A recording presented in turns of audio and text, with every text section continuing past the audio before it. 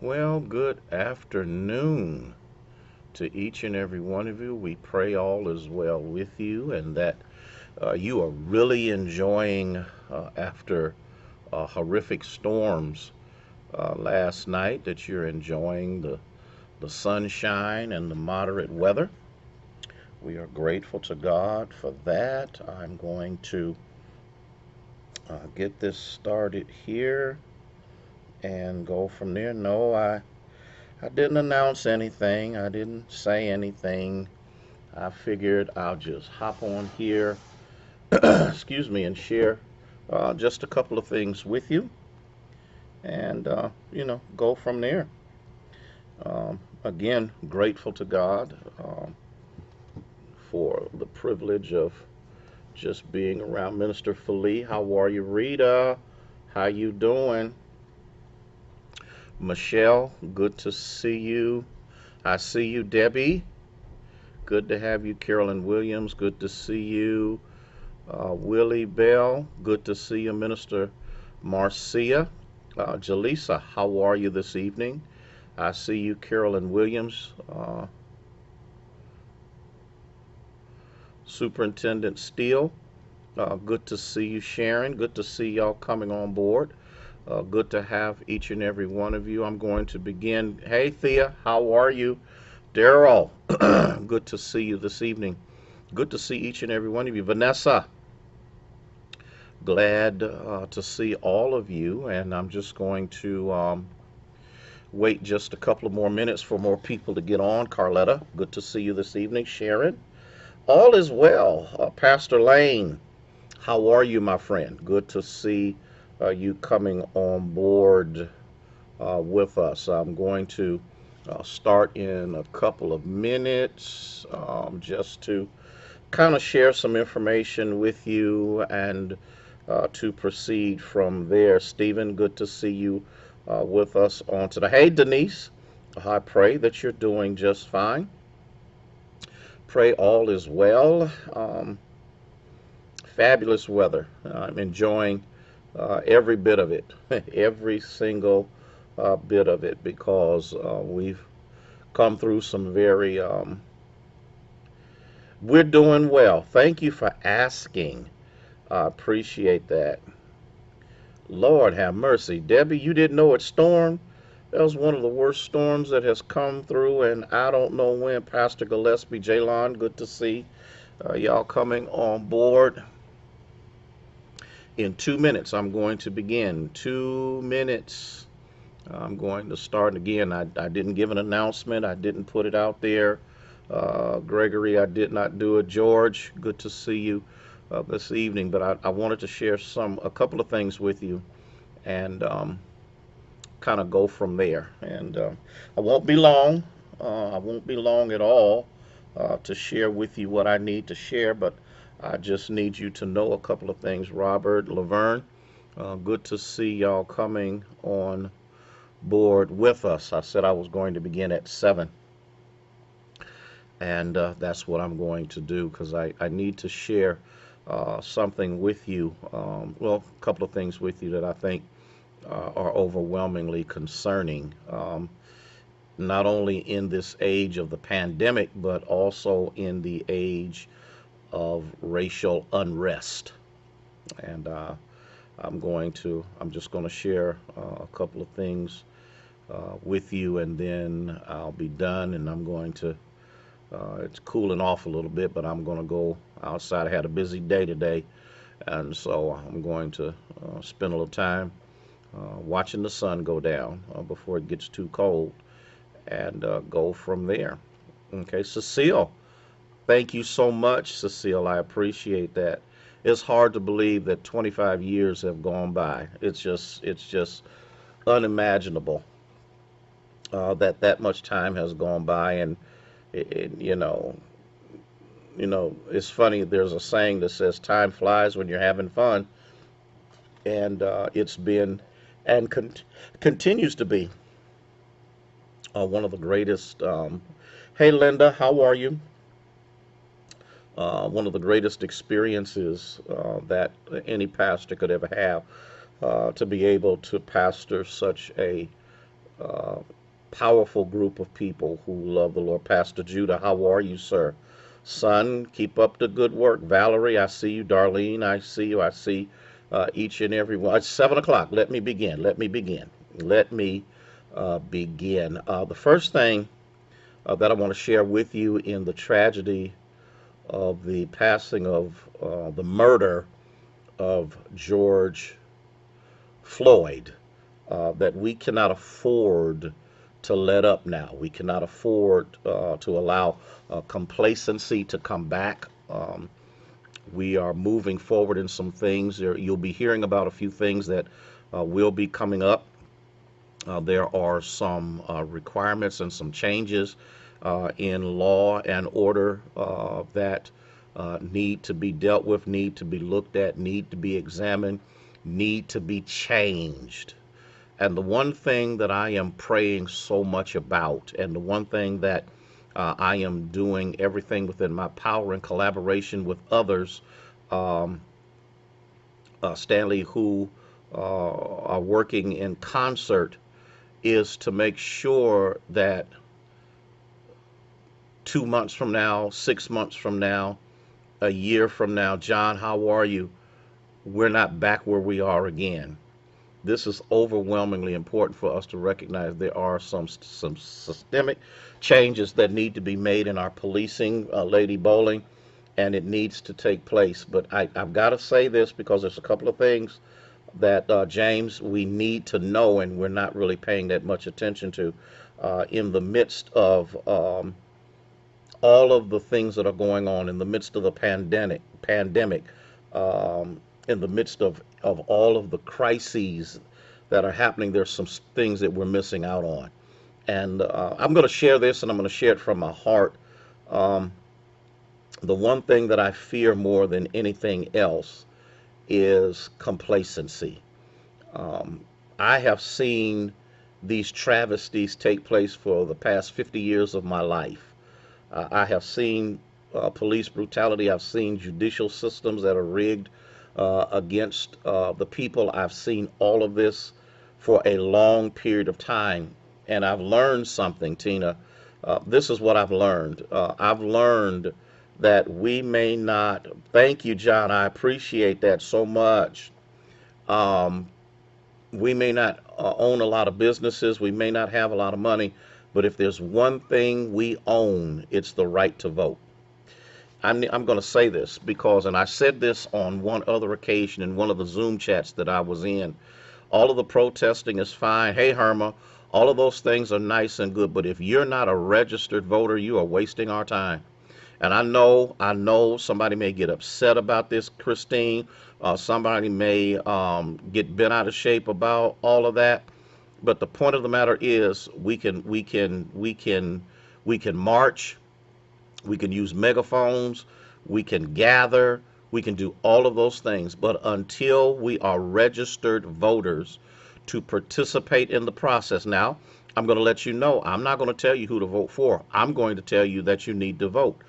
There's some events and some things that are going to be coming up that we're going to be registering people to vote. But to be a registered voter is still not good enough. You can register and still not participate. If there are people who are not sensitive to the African American community, if there are people who are not sensitive to the plight and the policing of people of color, if we have people who are in positions of power who are not sensitive to the entire citizenry, then we need to put people in who are. But you can't do that protesting down the street. You got to do that through the process and the mechanisms that have been put in place, and that's to vote. If we get all of these people that have been going up and down these streets, marching, sacrificing their time and their energy, even staying and marching past curfews, If we can get them to be a part of the process, we can bring people into power who are sensitive to the community. I wish I had. So, hey, Angela, how are you? I wish I had a couple people out here that are catching what I'm saying. This is overwhelmingly important. We cannot burn down our communities. We cannot burn down those businesses that service us because others have left. We cannot afford to do this. We must be able to be a part of the process that is being threatened. Even right now in the state of Ohio, there's a bill that they're trying to push through that cuts days away from early voting. We're in a pandemic. If this coronavirus begins to escalate again in colder weather, how are people supposed to get the vote? That's what we got to look at. We just saw a travesty that took place in Georgia where people stood in line for 4, 5, and 6 hours because brand new machines were not working. This is what we've got to learn how to do, and this is what we've got to deal with. We must participate in the process. And that's important for us to recognize and understand. And so all of this mess that I've been hearing, Dr. Baber, over the year, oh, my vote don't count. Oh, no matter what I do, they're still going to do what they want to do. You have bought in to the lies and the deceit that has been sifted into our communities that nothing will change. Nothing changes because you're not helping us change. And so we need to get that out. We need you to understand that. The next thing that I want to talk about for just a moment is the census. You got to remember that you need to fill out that information because that is vital. The census is overwhelmingly vital, whereby revenue can get into these communities to help us live a viable life. And here's the problem. If you don't fill out that form, if you're not accurate in what you're doing, or you're sitting back here and you're saying, oh, I'm going to just do whatever I want to do. No, you need to fill that form out, get it back, send it back electronically, do whatever you need to do to get that census form filled out so that revenue can come into our neighborhoods to better our way of living. This is overwhelmingly important for us to recognize, Lady Harrison, and it's important for us to see. I am tired of us complaining. I'm tired of us being complacent. I'm tired of us talking about the white man ain't gonna let us have this and the white man ain't gonna let us have that. It ain't about having something. It's about you participating in the process that brings these things to pass. You need to be an educated voter. You just ought not, and I'm going to say this, and I know this is going to make some folk mad, just because it says Democrat doesn't mean it's a good Democrat. You need to research, and if you're not a part of a research group, you need to ask somebody about it so that we can get the information to you, so that you can know that you are voting for someone who is sensitive to the entire community rather than being sensitive to special interests. We live in an age where special interest pours tons of money into people's campaigns in order for them to get what they want. Well, it's time for us to pour tons of people into the voting booth so that we can get the things we need in minority communities, whether it's African American, Hispanic, or Asian, whatever it is. These things need to change, and the only way for it to change is for you to be a part of that process. The Winans have a song out that time to make a change. We are the people who can do it. Well, if you don't do it, nobody else will. I need to say that again. That's important. You need to participate. If you're not a registered voter, you need to do so. And it's not just about a presidential election. It's about statewide elections. It's about local elections because all politics is local. And so you need to make sure that you do those things as well. Those are overwhelmingly important. Okay, I hope you got that. I hope I'm very clear on that so you can understand that exactly the way I said it. This is important. The next thing that I want to share is basically for the Union Church and for people who visit while we are outside having worship. I need to say this, and I'm trying to say this the very best way that I know how. Social distancing is still prevalent. And I know that we're a fellowshipping people, we are a loving people, we're a hugging people. we show love and affection and concern for one another. This virus is still real. It's still killing people. Listen to what I'm saying. We're running around here now not wearing our masks. Other people are not wearing their masks. We're not sanitizing. When we come together for morning worship in the parking lot, we should not be hugging and greeting each other, and we should be wearing our masks. We can wave at each other. We can throw kisses at each other. We can say all kind of things from a distance. But listen to me. If you don't, I have buried too many members from the virus. You got to remember, the mask is not for you. It's for everyone you come in contact with. So when we come together Sunday, we're going to be out in the parking lots. The gentlemen are going to be out there to assist you. Yes, you can bring your little lounge chairs. You can sit out there. But you have to make sure that you exercise. So if I can't get you to exercise that in the parking lot, God knows I'm going to have a hard time when we go back to the sanctuary. I need us to know this. I need us to understand this. People are still dying. We're over 2 million cases right now. And I can't remember how many have died. I think it's over 110,000 have died. And you may say, well, the Lord is on my side and he'll keep me. Okay, all of that's fine and good. But here's what I'm saying. The Lord also gives you common sense to recognize that if a pandemic virus is running rampant in the United States of America, you need to use some of the precautions to make sure that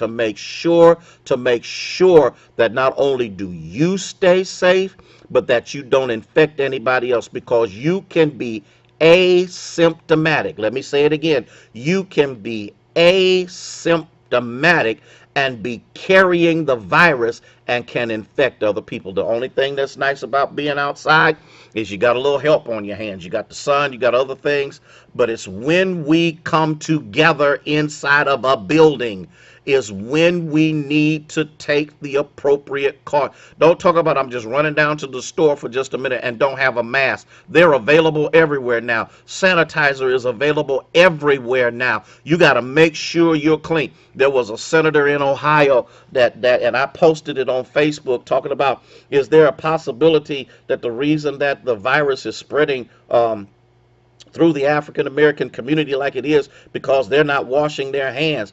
I was so insulted by that.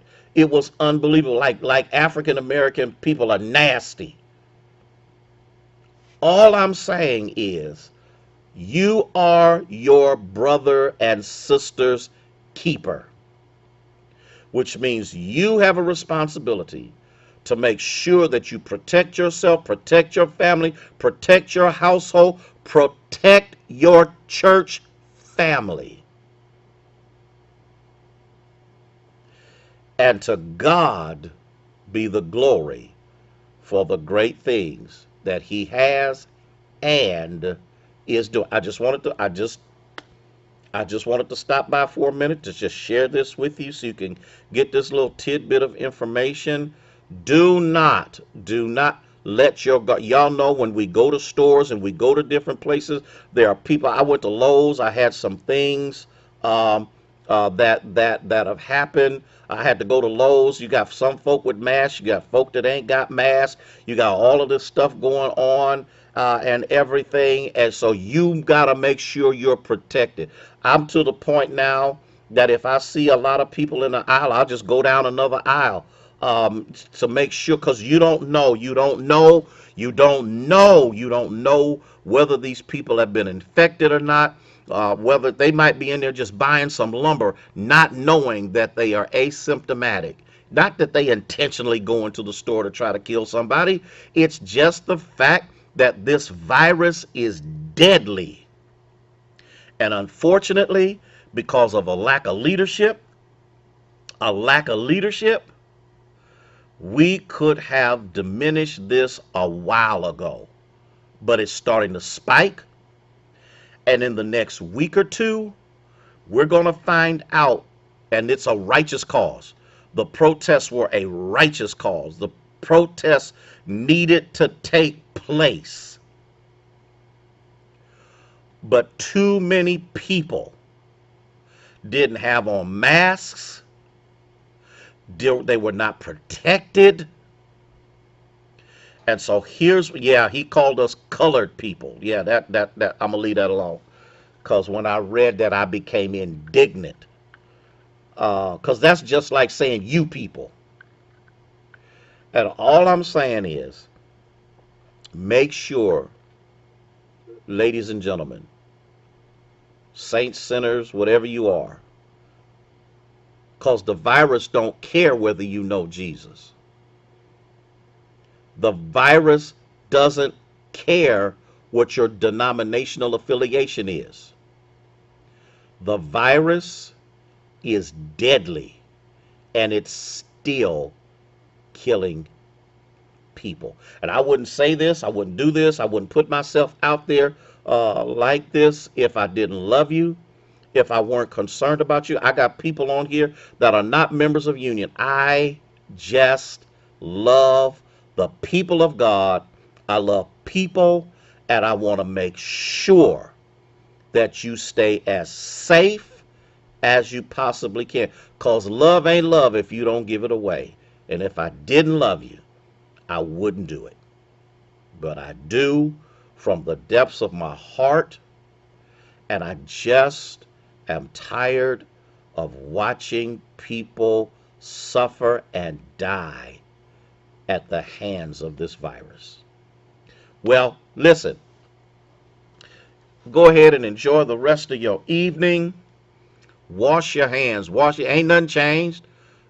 We're not getting the updates because of the virus and things going on. Dr. Acton has resigned, and I understand why. When you can't come home without people outside your door, outside your house, threatening you and all of that kind of stuff, because as a medical expert, it was her job to tell the truth. It's the governor's job to shut down whatever needed to be done, to do whatever needs to be done to save the lives of people. So I understand how that go. She's tired. Pray for her. Pray for the governor. Pray for our mayors. Pray that God will give us wisdom so we can stay alive and give him glory until Jesus comes. Love you. Have a fantastic evening. Enjoy the rest of your week. May God bless you. May he keep you is our prayer.